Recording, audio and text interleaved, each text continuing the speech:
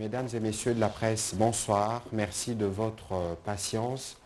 Nous sortons d'une réunion urgente à la primature où le Premier ministre a tenu à faire le point avec quelques membres du gouvernement et quelques représentants de la mission des Nations Unies en République démocratique du Congo, MONUSCO, sur la situation qui a prévalu à Goma hier et aujourd'hui matin à Goma et à Butembo.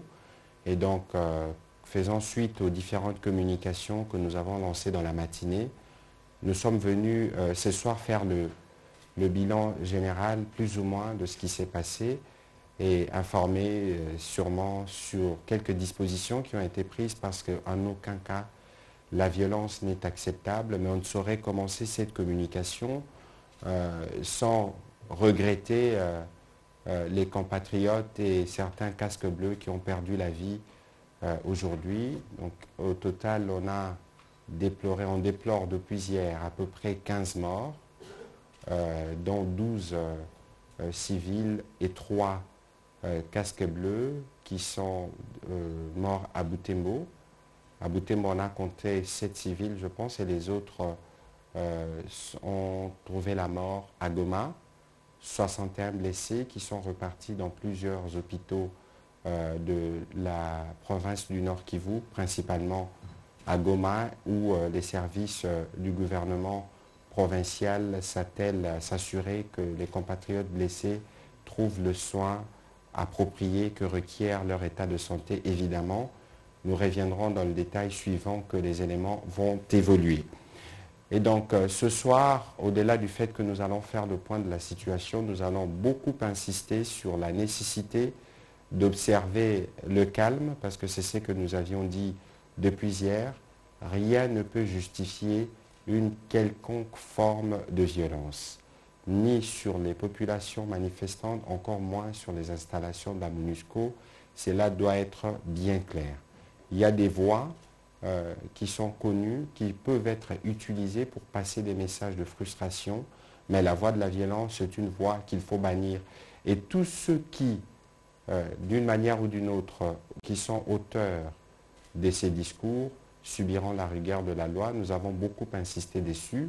Et pour tous les compatriotes qui sont décédés, y compris le casque bleu, des enquêtes ont déjà été diligentées par le ministère de la Justice et l'auditorat militaire. Il sera bien évidemment question de regarder s'ils ont été blessés, quel impact de balle. On saura retracer en ce moment-là d'où est venu le tir. Voilà plus ou moins ce que je pouvais dire en introduction de ces entretiens pour ce qui me concerne.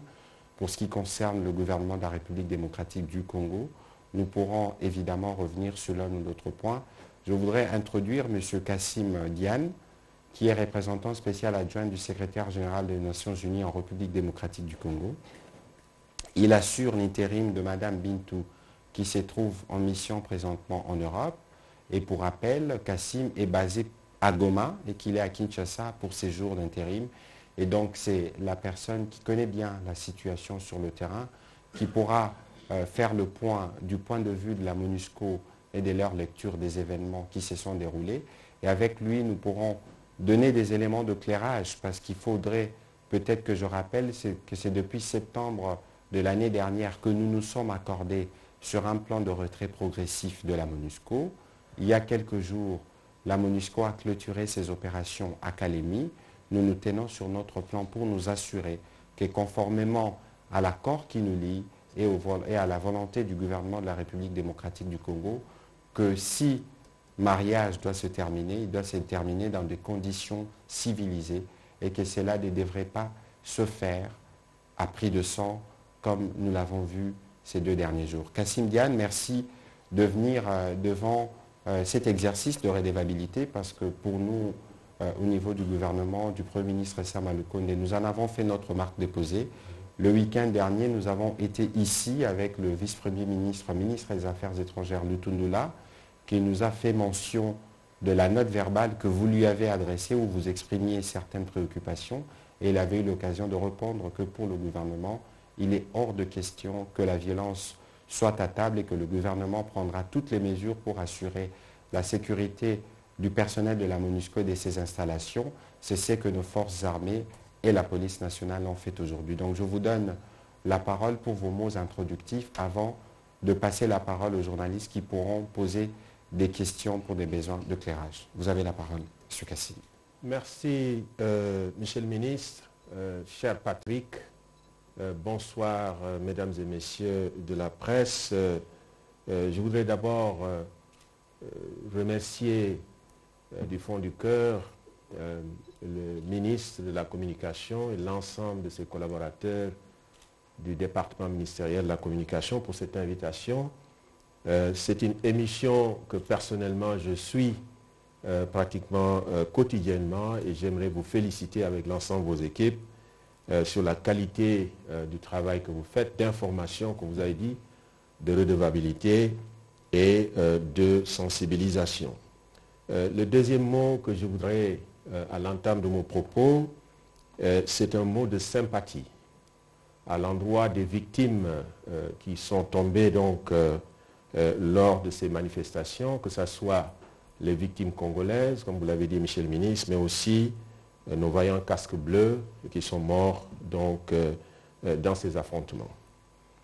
Alors, je voudrais également revenir sur ce que vous avez dit, qu'il est temps de passer à la désescalade et que dans la confusion, dans le chaos, dans les troubles, rien ne peut se régler. Et je crois que nous venons de vivre 48 heures assez difficiles, non seulement pour la MONUSCO, mais surtout pour les populations congolaises, à Goma, ailleurs, où la tension règne, et pratiquement les individus, les populations ne peuvent plus vaquer à leur occupation, et je crois qu'il faudrait maintenant enclencher une nouvelle phase.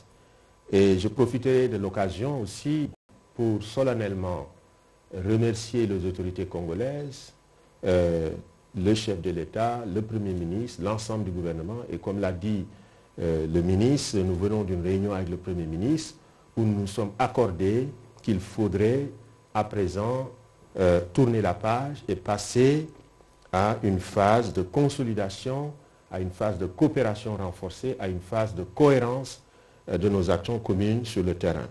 Et je salue l'engagement du gouvernement à ce niveau pour non seulement renforcer la sécurité de nos installations, mais rassurer le personnel aussi bien civil que militaire, que nous sommes ici à côté du gouvernement pour apporter donc notre contribution, même modeste, à l'œuvre de consolidation de la paix à l'est de la République démocratique du Congo. Je voudrais aussi rappeler à la suite du ministre et réitérer ses propos d'appel à la retenue par rapport à ces manifestations. Comme il l'a dit, les manifestations ne règlent rien et c'est dans la confusion peut régner et qu'il faudrait à présent essayer de regarder au plus profond de nous-mêmes ce qui ne marche pas, ce qui devrait être amélioré et ce qui peut nous constituer des acquis pour le futur. Je pense que le ministre a aussi dit quelque chose de très important sur lequel je voudrais revenir, c'est que nous devons communiquer sur le plan de transition. En septembre 2021, ensemble avec le gouvernement, sous la présidence du Premier ministre et de Mme Keïta, nous avons signé un plan de retrait graduel, responsable et échelonné de la MONUSCO. Ce plan est disponible sur le site du Conseil de sécurité. Il a été approuvé par le secrétaire général et le Conseil de sécurité l'a approuvé. Donc je pense que nous avons un instrument, nous avons une plateforme sur laquelle on peut travailler pour essayer d'avancer. Peut-être que ce qui nous manque, c'est la communication autour de ce plan de transition. Comment faire en sorte que les jalons, les 18 jalons de ce plan de transition qui ont été identifiés et qui vont des questions de protection, de droits de l'homme, de développement, de relèvement précoce, de protection des civils, toutes ces questions sont dans ce document. Donc il faudrait qu'on trouve un moyen, avec votre soutien et le soutien de l'ensemble de la population, revoir ce plan de transition et communiquer autour. Et comme il l'a dit le ministre, si vous regardez ce qui s'est passé dans le Tanganyika, c'était inscrit dans le plan de transition. En septembre 2021, le gouvernement a identifié la province du Tanganyika comme étant la province qui devrait servir de premier projet pilote pour ce plan de transition. Et je vous assure que ça a été fait dans les règles de l'art. Il n'y a pas eu plus de 6, il y a eu, je crois, 6 ou 7 missions conjointes. Et certains de mes collègues qui sont ici dans la salle, qui m'accompagnent, peuvent témoigner. Nous sommes allés sur le terrain, nous avons discuté avec les autorités provinciales, nous avons identifié les domaines dans lesquels il fallait de l'amélioration. Et aujourd'hui, on se félicite que ce plan de transition a marché dans le Tanganyika. Vous pouvez interroger les populations qui sont sur place. Et à la date du 30 juin 2022, la MONUSCO n'est plus dans le Tanganyika. Nous ne sommes plus à Kalemi. Et évidemment, bien sûr, nous avons les agences, fonds et programmes qui sont restés. Alors, il reste maintenant, évidemment, les 3 provinces que sont le Sud Kivu, l'Ituri et le Nord Kivu, qui sont des provinces difficiles, parce que vous avez des bandes armées, des groupes armés qui sévissent depuis des années, et c'est très complexe. Et c'est cette complexité, justement, qui fait que peut-être il y a une certaine impatience, une frustration des populations, mais je puis vous assurer que, en tout cas au niveau de la plus haute hiérarchie de ce pays, avec notre hiérarchie à New York et ici sur le terrain, nous faisons tout pour renverser la tendance. Voilà un peu, Monsieur le ministre, cher Patrick, quelques mots que je voudrais prononcer et je me réjouis que nous allons avoir un débat assez intéressant. Voilà, merci beaucoup pour vos mots introductifs. Il est 19h27, on a 33 minutes. J'espère qu'on ne prendra pas l'habitude de grignoter les temps d'antenne du journal de la télévision nationale. On va donc prendre la première série des questions. On commence par Pascal Moulégois, ce sera Richard Chacot et puis ce sera Madame Rachel. On répond aux 3 premières questions et puis on prendra les autres. Allez-y, M. Pascal. Merci, Moulégois. Pour RFI, ma question à M. Kassim. Le porte-parole est revenu au moins sur les incidents, mais ici, la victime, c'est la MONUSCO, en fait, d'un côté. Dites-nous quel est le bilan matériel que vous avez dressé après des casses, des pillages, et vos 3 casques bleus, comment ont-ils été tués? Voilà. Voilà, Kassim, allez-y. Oui, en ce qui concerne le bilan, il est un peu prématuré au stade où je vous parle de tirer un bilan, parce que nous avons eu comme priorité dès le début de sécuriser la base. Si vous connaissez Goma, c'est principalement la base qui se trouve à Imbi, donc les entrepôts qui ont été pillés. Vous avez vu les images qui ont circulé sur les réseaux sociaux. Donc nous allons nous atteler maintenant qu'il y a une accalmie et que le renforcement au niveau sécuritaire est effectué, de faire les enquêtes nécessaires, mais je peux vous dire que les bilans sont assez lourds. Je ne peux pas donner une estimation complète et nous allons pouvoir disponibiliser ces informations dès que possible. Et il est clair que les objets qui ont été emportés, c'est des objets de valeur, c'est aussi des objets qui servent, parce que cette base, c'est en fait notre entreposage, c'est là où on a les rations alimentaires pour les troupes. Vous avez vu ces manifestants qui étaient en train d'emporter des rations. Nous avons aussi tout l'équipement de technologie, etc., etc. Donc je pense que nous sommes extrêmement navrés que ce matériel, qui peut ne pas servir d'ailleurs, parce qu'il y a énormément de composantes dans ces matériels de technologie, et peut-être que les gens qui les ont pris, on les ont pris justement sans savoir exactement ce qu'ils voulaient en faire. En ce qui concerne, rappelez-moi votre deuxième question. Voilà, les circonstances, merci. Ouais. Merci beaucoup. En ce qui concerne les circonstances, l'enquête qu'on a initiée avec les autorités va le prouver, mais je peux vous dire que c'est notre base à Butembo qui a été attaquée. C'est une base qui a comme soldats des soldats marocains qui a été renforcée récemment par une unité de la composante police de la MONUSCO, des Indiens, qui était venue en renfort. Et il devait y avoir d'ailleurs une passation de service entre les troupes marocaines et la composante police de la MONUSCO.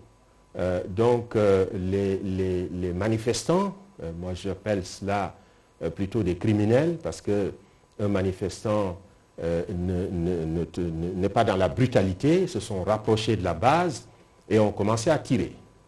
Évidemment, on ne s'attendait pas à ce genre de situation et au moment où on était en train de comprendre ce qui se passe, 3 de nos vaillants troupes sont tombés sous les balles des criminels. Comme je le disais tout à l'heure, que ce soit pour le casque bleu que pour les compatriotes qui sont décédés, des enquêtes qui se feront d'ailleurs conjointement seront diligentées pour arriver à identifier, parce que dans la masse, aujourd'hui, il semble qu'il y a eu les premiers éléments d'enquête parlent d'infiltration, notamment de certains éléments Maïmaï qui auraient pris pour cible les casques bleus. Tout ça, ce sont les premiers éléments qui nous sont arrivés. Le temps de les traiter, nous vous reviendrons avec les autres détails. Monsieur Richard Chacot. Merci beaucoup, Monsieur le ministre. Une question à vous et une question à M. Kassim. M. Kassim, je voudrais savoir, au-delà de tout ce qui s'est passé les 2 jours ici, quelle est la leçon que vous, la MONUSCO, vous tirez par rapport à cela? Monsieur le porte-parole du gouvernement, excusez-moi, est-ce que vous ne voyez pas que ce qui s'est passé à Goma n'est qu'une réponse de la population par rapport aux propos tenus par une autorité de ces pays, pour ne pas les citer, les sénateurs Bahati Lukebo, et même la MONUSCO en a fait allusion, même s'il n'a pas cité son nom dans son communiqué, pour que la population s'élève lundi et dire non violemment à la MONUSCO? Alors, la réponse de la population ne doit jamais être dans la violence. Il faut qu'on fasse la part de choses. Je pense que sur ces tribunes ou ailleurs, moi-même, j'ai exprimé ce que nous considérions de la part de la MONUSCO comme une attitude qui n'était pas de nature à nous aider à régler la crise. Nous l'avons fait de manière élégante. Et donc, les propos, les uns et les autres peuvent le tenir.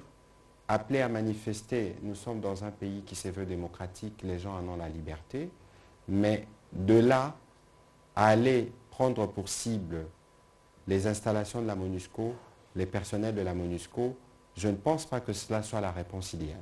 De toute évidence, comme M. Kassim vous l'avez dit tout à l'heure, nous sommes dans une relation avec la MONUSCO depuis une bonne vingtaine d'années et les relations n'ont pas toujours été faciles.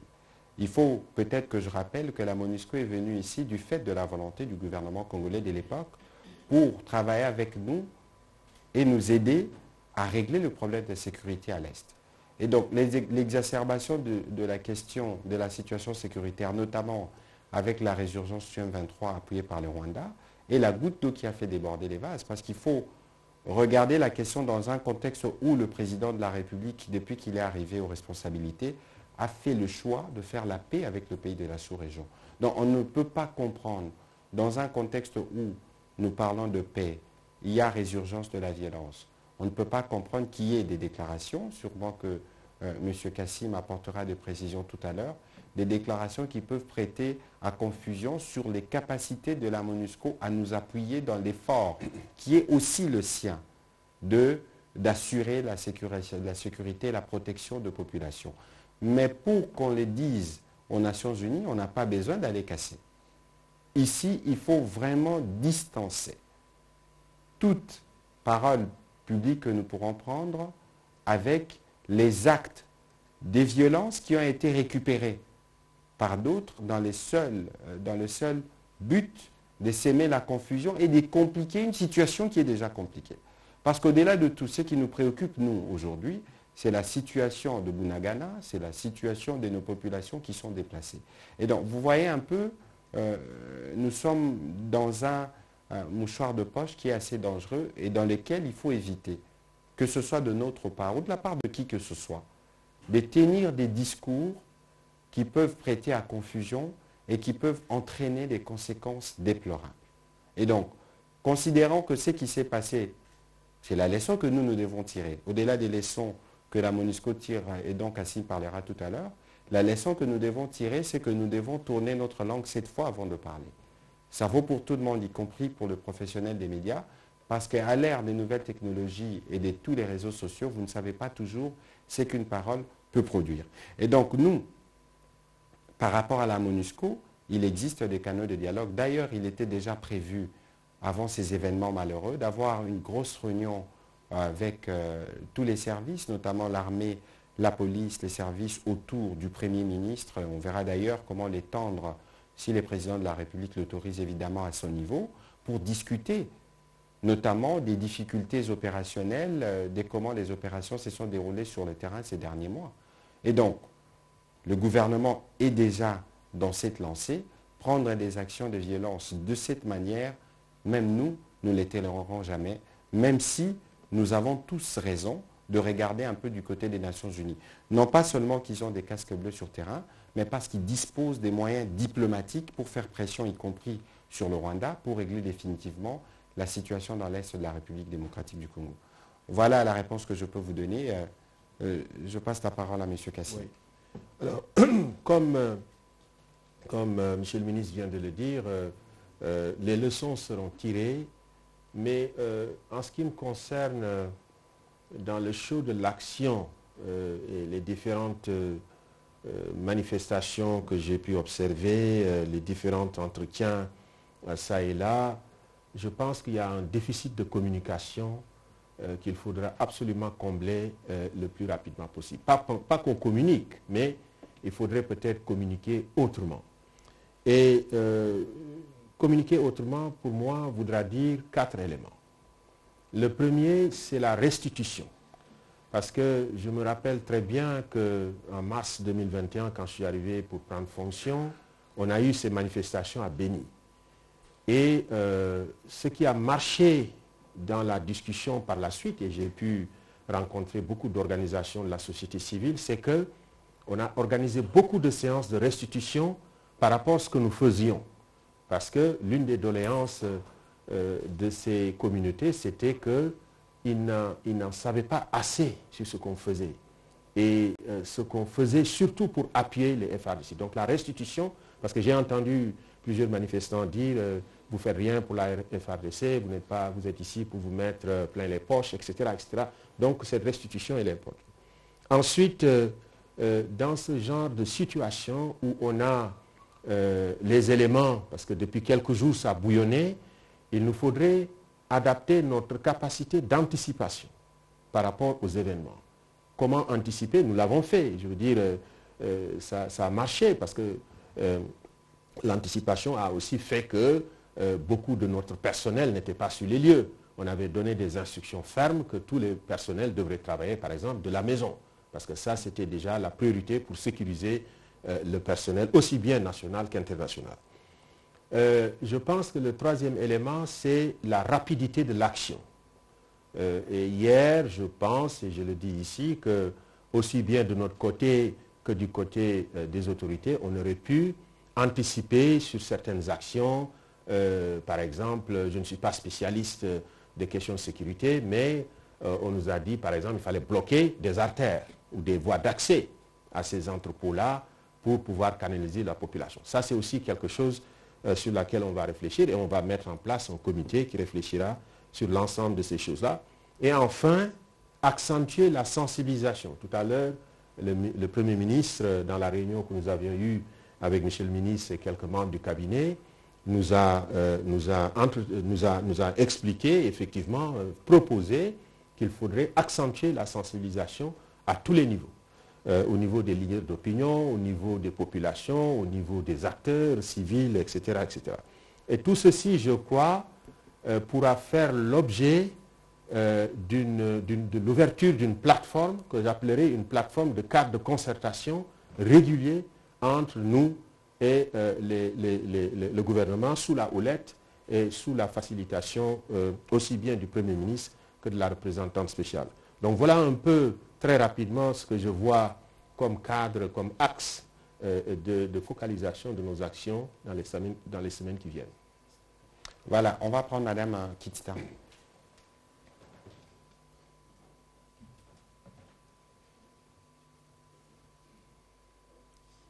Merci beaucoup, Monsieur le ministre, pour la parole. Monsieur Kassim, la confiance, on va dire, entre la MONUSCO et la population est brisée depuis un bon moment en République démocratique du Congo, pas seulement la population du Nord Kivu, particulièrement à Goma, avec les récentes manifestations. Comment rétablir cette confiance? Élément confiance très important, puisque vous êtes là pour appuyer les forces de l'ordre, mais qui travaillent pour l'intérêt de la population. Alors, avant d'arriver aux 4 points que vous avez évoqués quand vous répondez à la question de mon confrère Richard Chacot, ça va prendre un peu du temps.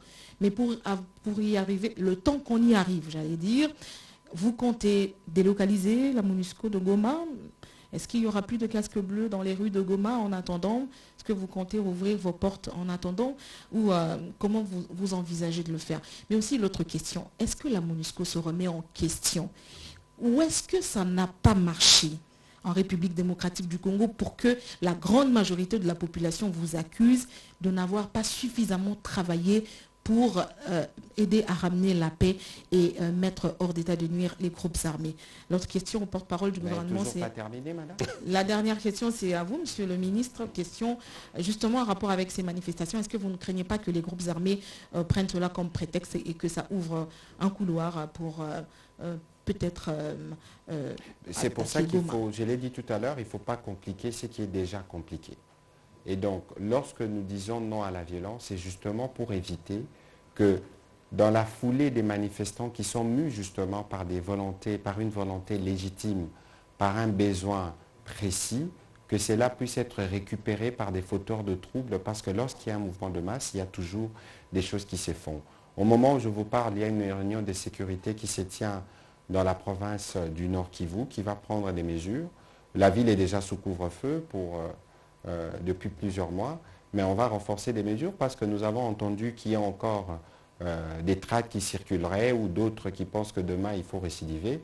Ceux qui récidiveront rencontreront évidemment la police nationale sur leur voie pour leur demander de rentrer à la maison et d'évacuer à leurs occupations, parce qu'il faut considérer que 2 jours sont suffisants de cette manière-là pour passer les messages. Le message a été bien perçu.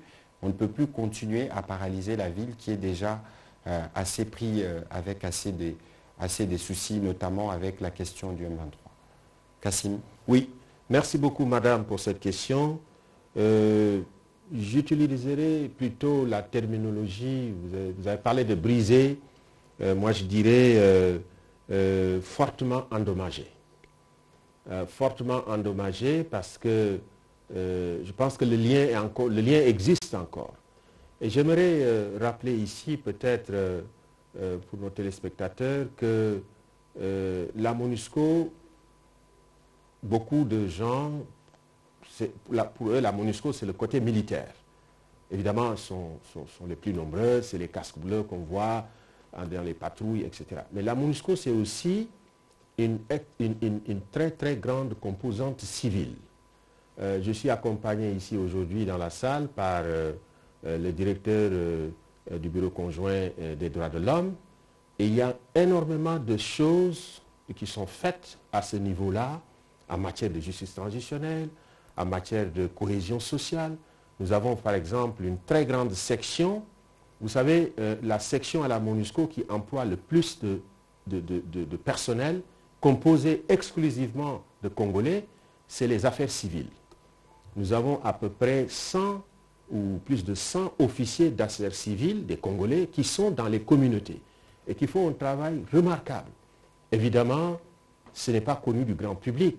Ce sont ces Congolais, par exemple, qui travaillent avec nous, avec les militaires, etc., qui sont responsables, par exemple, des systèmes d'alerte que nous recevons au niveau de la hiérarchie et qui nous permettent de faire des actions concrètes.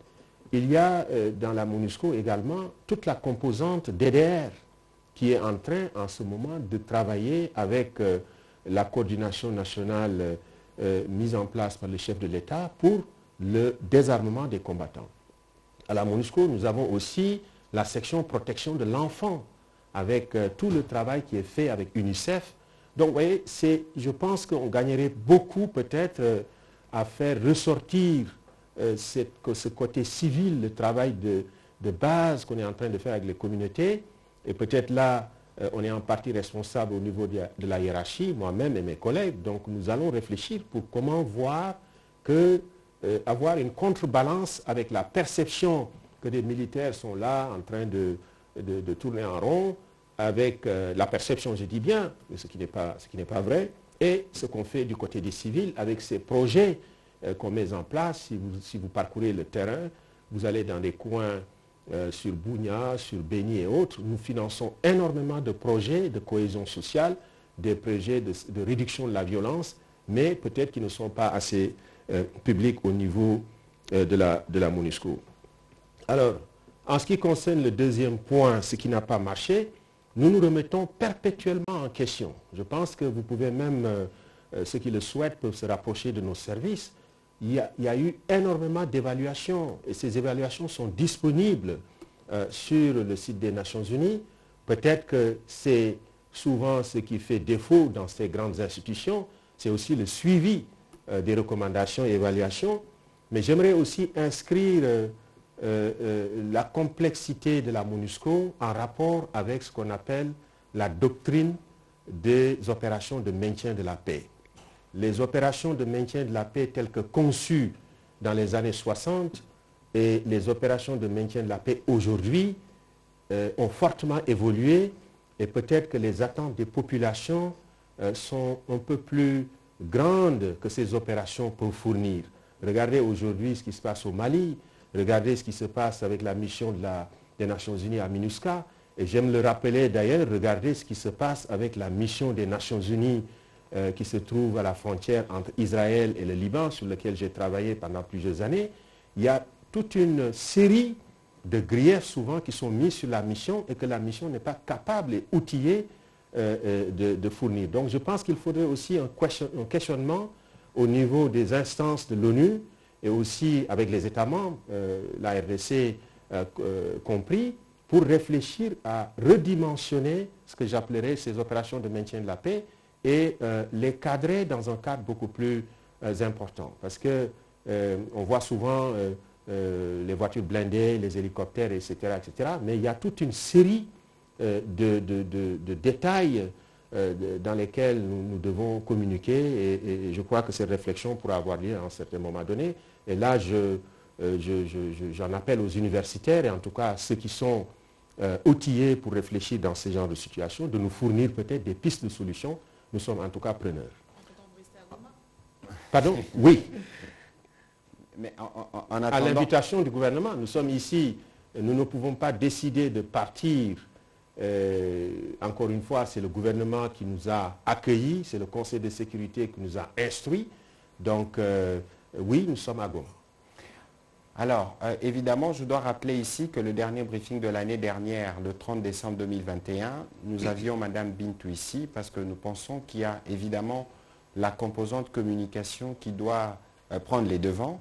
Parce que si nous communiquons, les gens auraient peut-être mieux compris le travail qui est fait jusque-là par la MONUSCO. Mais pour le temps que vous êtes là, nous allons nous assurer que la communication soit améliorée. Alors, plusieurs questions. On va prendre Steve Wemby, Dominique Mukenza et puis Benya Nyemba. On prendra une dernière série à la fin.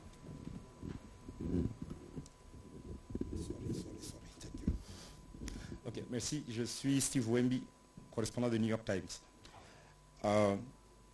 Quelques minutes avant cette conférence de presse, la MONUSCO a publié un communiqué dans lequel vous avez dit les circonstances dans lesquelles les 3 casques bleus ont été tués. D'après vous, je cite, les assaillants ont violemment arraché des armes à des éléments de la police nationale congolaise et tiré à bout portant sur nos forces de maintien de paix. 3 casques bleus ont été tués. Et en réponse, les casques bleus ont tiré sur qui? Merci. Comme je le dis, cher ami, il va falloir laisser aux enquêteurs qui seront donc dépêchés assez rapidement sur les lieux parce que nous avons obligation quand même au minimum d'informer les familles de ces victimes et des circonstances dans lesquelles ces individus sont décédés. Je crois qu'il est important donc de laisser à l'enquête de détailler tout cela. Parce que dans des situations pareilles, nous avons également droit de revoir la copie si jamais ces témoignages ne concordent pas. Mais je peux vous assurer, ce qui est constant dans cette affaire, c'est qu'il y a eu des tirs contre ces casques bleus-là. Que ça soit des armes arrachées à la police ou autre. Ça, on le verra par la suite, les détails. Ce qui nous importe aujourd'hui, c'est qu'il y a eu manifestement des tirs dirigés vers ces casques bleus qui ont fait qu'ils ont péri sur le champ du combat. Voilà, de toute façon, comme je le disais tout à l'heure, on fera des enquêtes conjointes avec l'auditorat militaire, les ministères de la Justice, pour nous assurer, lorsque des individus décèdent par balle, il y a des traces. Et lorsqu'ils sont conduits à l'hôpital, lorsqu'il y a des équipes de médecins légistes qui viennent, une balle, on peut savoir quel fusil a été utilisé, on peut localiser ce type de calibre. Est-ce la MONUSCO? Est-elle? C'est un processus qui a commencé sur lequel nous allons nous assurer que les conclusions soient rendues publiques. Dominique Mukenza. Monsieur le représentant, je reviens moi sur la manifestation d'hier. Selon le bilan communiqué par le gouvernement dans la matinée, ça fait 5 morts. Alors j'aimerais savoir qui a tiré les balles qui ont tué les manifestants civils, donc ils ne sont pas armés. Ça, c'est la première question. Deuxième, contrairement à Richard Chako, vous ne trouvez pas que la réaction de la population de Goma serait la conséquence du dernier rapport de la MONUSCO transmis au Conseil de sécurité dans lequel vous exprimez votre... Donc, une sorte d'aveu d'impuissance de préserver la paix, c'est-à-dire de donner la réponse à la principale aspiration des Congolais, c'est-à-dire la paix, quand vous déclarez clairement que les armes utilisées par le M23, vous n'avez pas la capacité de pouvoir combattre. Alors, ne serait-ce pas la conséquence pour la population qui trouve que vous n'êtes pas capable de pouvoir lui donner ce qu'elle recherche, alors votre présence devient inutile. Voilà. Allez-y. Oui, merci beaucoup. Qui a tiré sur les manifestants? Ce n'est pas nous, en tout cas. On peut être d'accord pour exprimer notre désagrément, comme on dit. Ce n'est pas nous parce que depuis que ces événements ont commencé, j'étais personnellement, toutes les heures ou même toutes les demi-heures en contact avec le commandant de la force et le chef des opérations de la police. Et à aucun moment, il m'a parlé d'utilisation de la force. J'ai même eu à le lui rappeler à chaque fois que, en tout cas, faites tout pour que ce soit que des tirs de sommation, peut-être des grenades lacrymogènes. Et même si vous voyez les images, on était même obligé, figurez-vous, si on avait tiré sur cette foule, on n'aurait pas 5 morts, on n'aurait pas 10 morts, on aurait des centaines de morts. Vous avez vu ces images? À un moment donné, on a été même obligé, face à l'impuissance d'arrêter cette vague de marée humaine qui s'est jetée sur cette base, de mettre des conteneurs. Vous savez, cette base logistique, pour ceux qui connaissent Goma, M. Moulegua connaît très bien, c'est notre base logistique. On a des centaines et des centaines de conteneurs. On a été obligé, je dis au commandant de la force, trouver tous les moyens, sortez les barbelés, machin et tout, mettez ça contre la porte pour que les gens ne puissent pas accéder. Mais il y avait des centaines de manifestants. Donc si des tirs ont eu lieu, je ne sais pas d'où ça provient, mais je peux vous assurer que dans nos règles d'engagement, nous sommes quand même les Nations Unies. Il y a les droits de l'homme. Nous ne pouvons pas tirer sur des civils. C'est interdit, à moins qu'il y ait une légitime défense. Maintenant, il n'y a pas eu ces circonstances, justement, monsieur. Il n'y a pas eu cette légitime défense. Parce que s'il y en a... On n'est pas dans un dialogue. Voilà, on n'est pas dans un dialogue. Alors, pour terminer, c'est une question extrêmement importante. Comme le ministre l'a dit, nous sortons d'une réunion avec le Premier ministre. Et la décision a été prise là-bas qu'il faudrait mener des enquêtes.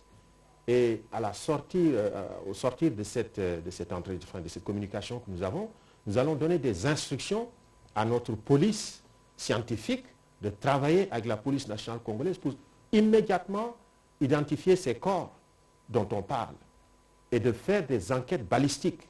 Parce qu'avec les balles qui ont été tirées ou je ne sais pas quoi, on peut identifier, parce que nous, tous nos armes sont marquées, toutes nos munitions sont tracées. Nous avons une base de données et nous allons enquêter sur ces choses-là de façon claire, de façon transparente, et ceci va être mis à la disposition du public. Donc je peux vous assurer qu'en tout cas, au moment où je vous parle, la force s'est retenue. Et Dieu seul sait qu'ils étaient sous pression énorme. Les gens les ont poussés pratiquement à l'extrême pour pouvoir accéder à ces entrepôts-là. Parce que c'était ça l'objectif. Pour piller, pour prendre des choses, etc., etc. En ce qui concerne votre deuxième question, je sais que ça, c'est dans le psyché social, cette interprétation qui a été faite des déclarations de Mme Keïta. Je pense que nous sommes en diplomatie internationale, nous sommes en relations internationales, on n'a pas besoin d'aller dans les détails. Ce qu'elle a dit, simplement, et je vous renvoie au texte de sa déclaration au niveau du Conseil de sécurité. Il est très clair. Mme Keïta dit, nous sommes extrêmement préoccupés parce que nous faisons face à un groupe armé qui a des capacités qui ne sont pas les capacités d'un groupe armé normal. Enfin, s'il y a un groupe armé normal, ça veut dire un groupe armé qui a des missiles solaires. Ces missiles solaires qui a été l'origine de la descente de l'avion de l'armée congolaise. Ce sont ces genres d'équipements dont on parle. Un missile solaire vous descend un avion, vous descend un hélicoptère. Vous voyez? Donc c'est ça qu'elle a dit. On n'a pas dit qu'on n'est pas là pour défendre ou pour accompagner les FARDC à défendre les positions. On a dit attention, nous avons quand même une obligation de respect et de protection de nos casques bleus. Parce que ce sont des militaires, mais on a aussi obligation de s'assurer qu'ils soient protégés, qu'ils ne soient pas exposés, aussi bien aussi les FARDC. Donc c'est un appel à la communauté internationale, au Conseil de sécurité pour dire attention, attention. Maintenant que ça soit interprété que nous sommes impuissants, vous savez, quand vous avez un texte en classe de primaire, lorsqu'on était en classe, vous aviez les explications de texte. À la fin, quand on rend les copies, vous avez 4 ou 5 interprétations du même texte. On assiste à ce phénomène, je crois. Voilà, on va prendre la dernière série de questions. Il est 20h, donc on va s'excuser auprès des téléspectateurs de la RTNC. On va les prendre tous. On va prendre Steve Mkenzi, Benoît Niemba et Madame Rehema.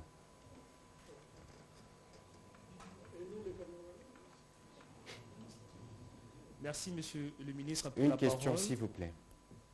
Allez-y. Monsieur Kassim, ici, vous ne reconnaissez pas que les contingents onusiens ont tiré sur les manifestants. Alors, qu'en est-il de ces jeunes d'une trentaine d'années trouvés morts sur la toiture de votre base des RVA à Goma? Cher ami, je l'ai dit, je le répète au précédent orateur, on va enquêter. Parce que nous avons obligation de redevabilité, je pense que c'est le mot qu'a utilisé le ministre au début de notre conversation. Les enquêtes seront menées. Pour le moment, je peux vous dire, en tout cas en tant que responsable de un des responsables de cette mission, qu'on n'a pas tiré sur les manifestants. Voilà, on va prendre la prochaine question, Benoît. Madame Gino, si vous n'avez pas de questions, ça ne nous dérange pas. Allez-y, Benoît. Oui, Monsieur Kassim, vous appelez quand même le manifestant les assaillants. Goma est sous état de siège. On estime que c'est vraiment sécurisé. Sur base de quoi que vous traitez ces manifestants les assaillants? Parce que ce n'est pas la première fois que la manifestation à Goma il est à ces niveaux-là. Non, je les appelle simplement des assaillants parce qu'un manifestant, nous avons eu plusieurs manifestations. Et d'ailleurs, laissez-moi aussi préciser ici, et je rends hommage à la société civile congolaise, il y a beaucoup d'institutions de société civile, d'organisations de la société congolaise qui font un travail extraordinaire et qui ne sont pas dans la brutalité. Ce qu'on a vu hier, escalader des murs, aller s'accrocher aux entrepôts, sortir des sacs de riz, traîner des bidons d'huile, prendre des panneaux solaires, c'est des pilleurs, mon ami. Et ce sont ces gens-là sur lesquels je pense qu'avec le ministre, on est d'accord qu'il faudrait les arrêter, qu'il faudrait que les responsables, et je remercie vraiment le ministre pour son tweet hier, parce qu'il faut que ces responsables soient traduits en justice.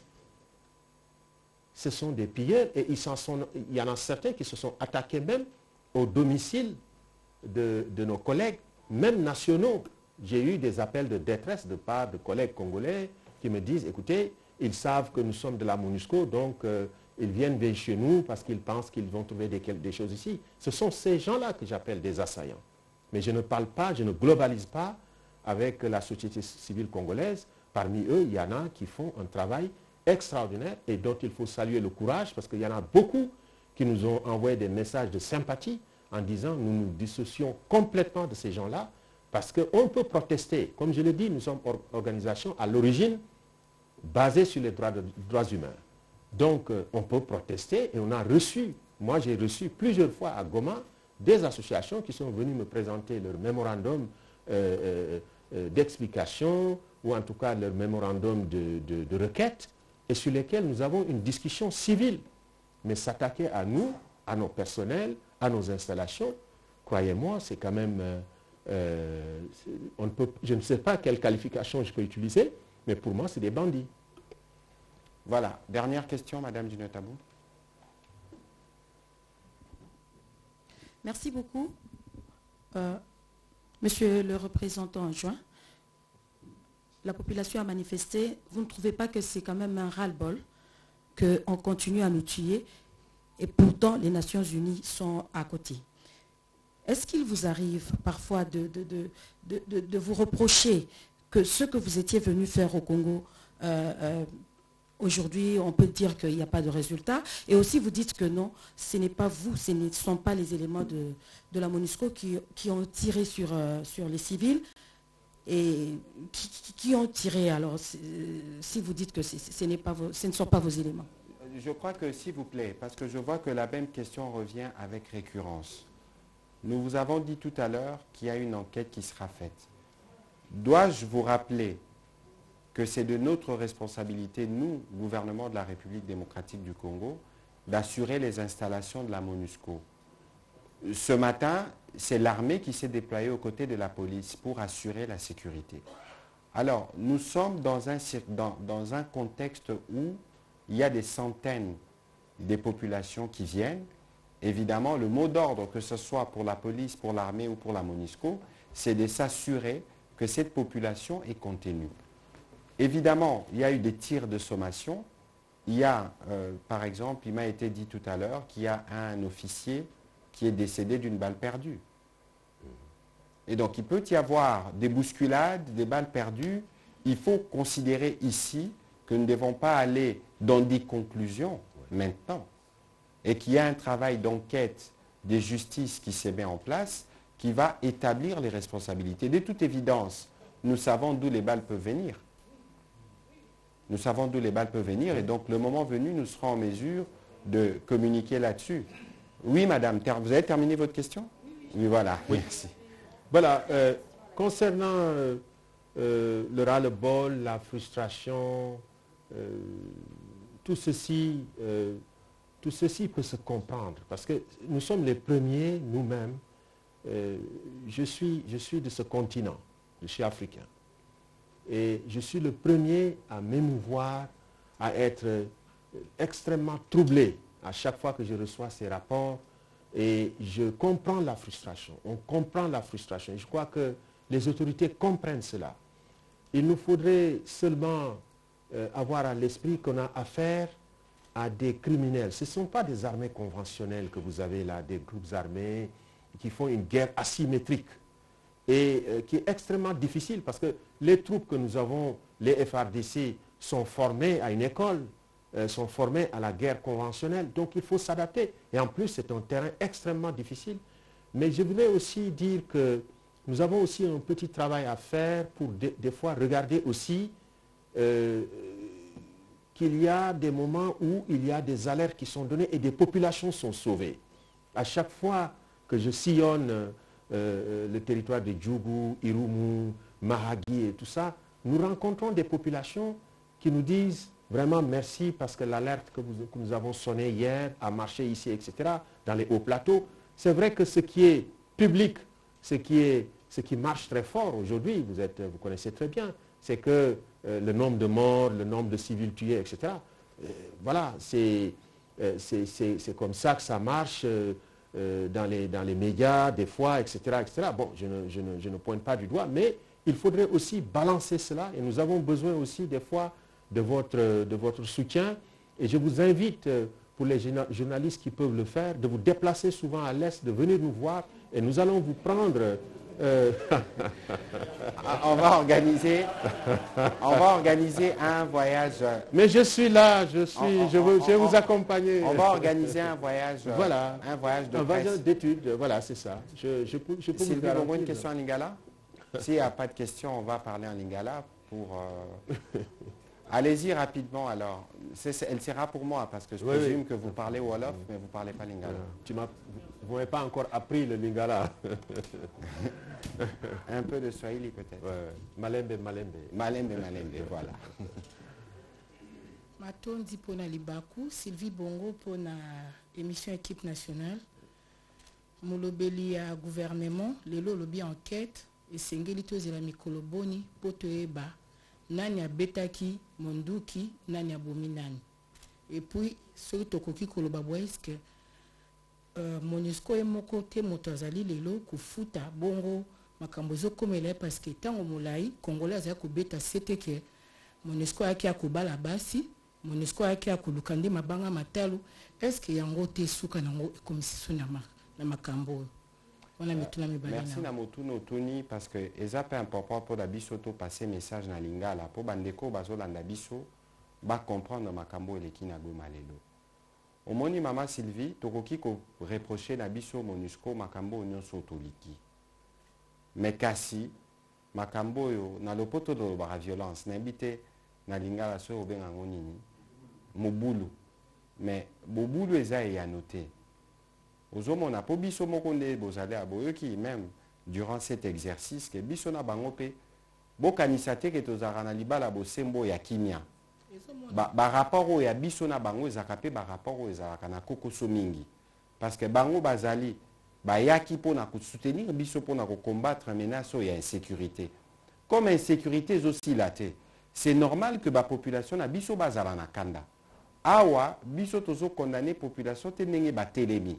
Et loko biso tozo condamné, eza violence, na ba acte de pillage ou est accompagné. Poso mon MONUSCO to lingango te. Ba congolais pe basala kanakati. Tozala bandeko na biso ba radio Kapi bayakawa. Mukolo miswe ko kanga musu ba ba kota chômage. Bon, un musu to récupérer radio to salake et kende liboso. Poso mon adon lelo. Biso tozana mawa. Toza na mawa ya komona ke toza déjà na ba compatriotes bazonyo kwama na babunagana baza pris au piège ya mandoki ya makambo zo le kakuna na ba M23 eza mawa mingi komona ke ba misusu bakufi lobby pelelo na goma pe na butembo na ba makambo eleki. Alors l'air to lobby to ko sala ba enquête maman Sylvie enquête ekozala raté ka olamuki na tongo mbala moko zui résultat na pourquoi eza processus yango na lobaki awa auditorat militaire au yabiso parce que ça makambo etali mandoki justice au yabiso na o ya bango to ça le moni bango bazana mutu moko awaza directeur ya bureau conjoint des Nations Unies pour le droit de l'homme bango nyoso ba service to ko impliquer bango pour vérité foyer bana pour na bato ba kufi bazana ba famille na bango batikali na moni ba jeune à Koufaki na quartier général, une vingtaine d'années, une trentaine d'années. C'est un espoir perdu. Yango awa, il faut bateau nyoso bazo na biso ba comprendre que biso na MONUSCO, tosi to se mettra d'accord qu'il faut to kabwana. Ça veut dire qu'il faut ba se retirer, ba zonga. Pour biso moko en tant que gouvernement, to continuer ko assumer responsabilité na biso ya ko protéger ba citoyen na biso. Processus à Libosio Bandaki na Kalemi. Depuis septembre 2022, Bandaki na Kalemi. Totikali dans 3 provinces où la situation est à moins compliquée. Pour atteindre l'autre ligi, bango ba kende. Mais nyonso basala kezara mabete. Peut-être un mususu ba communication to salaka et sala makamala mu mingite. yango na bango bomonaki Madame Bintou ayaki awa tozota ndeni tokoki kobongisa mpona kobanda communiquer na oyo eza positif. Mais sur les sujets principaux, il y a présence na bango awa eza insécurité. Et nous, comme les Congolais, on estime qu'ils n'ont pas fait assez. Donc, tout ça, il y a un rapport, il y a une pression. Madame Bintou a voyagé dans la mission. C'est sûr, il n'y a pas ça, le rapport dans le Conseil de sécurité. Pour le Conseil de sécurité, il y a une bataille. Ce qui est moyen qu'on a renforcer la diplomatie et permettre à Bissotozongi Sakimia. Parce que l'objectif, il y a le président Tshisekedi paix à gouvernement, et ça, Kozongi Sakimia le plus rapidement possible. Parce que parti Est, les autres ont mingi, otoki kochana nzela, otoki kochana école ya bana na biso. Voilà un peu la préoccupation. Biso a tolobara, toza batu ya redevabilité. Na nyonso ekosalama, bomoni toyena e batu ba ko imaginer te que lelo maramu salami chocho to memi awa. C'est parce qu'on a la volonté que ba Congolais ba comprendre que ndeto ba na cadre changement de narratif peuple ndé mokonzi. Toye tout ça des rapports, yeboka ko misa la religion, biso ba kondio toza na mandat na e, toyebi oyo yazozela pona biso y compris par rapport à la MONUSCO, toko sabango. Voilà. Alors Kassim, je vais vous donner un dernier mot pour clôturer cet exercice. Non, le dernier mot, il est tout simple. D'abord, encore une fois, nos remerciements les plus sincères, Monsieur le ministre, et l'ensemble du gouvernement, de cette opportunité qui nous est offerte, j'espère, dans le peu de temps qui nous a réunis, qu'on a pu quand même avoir ce dialogue, que j'espère on va continuer à Goma, je vous y invite, mais également rappeler que nous n'avons aucun autre agenda ici en RDC que d'accompagner les autorités, que de soutenir les efforts du gouvernement à éradiquer les groupes armés. Aujourd'hui, notre souhait le plus ardent, c'est de voir l'Est stabilisé pour que les populations puissent vaquer tranquillement à leurs occupations.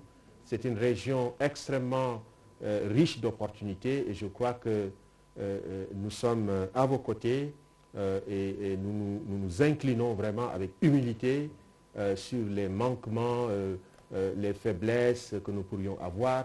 Nous sommes dans une œuvre humaine et toute une œuvre humaine a ses défaillances, mais nous vous promettons que nous ferons de notre mieux dans la limite de nos moyens. Merci infiniment. Voilà, merci beaucoup M. Kassim pour vos mots. Je rappelle que nous sommes venus ce soir pour faire le point des situations malheureuses que nous avions connues hier à Goma et aujourd'hui à Goma et à Butembo. Je rappelle et je réitère l'appel au calme qui a été lancé par le gouvernement parce que nous pensons que la violence n'est pas la réponse.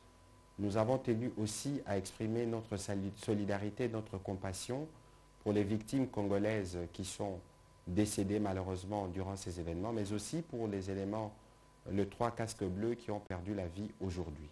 Nous allons continuer le travail de la sensibilisation, mais aussi le travail d'enquête et de justice, parce que la lumière doit être faite sur ces événements.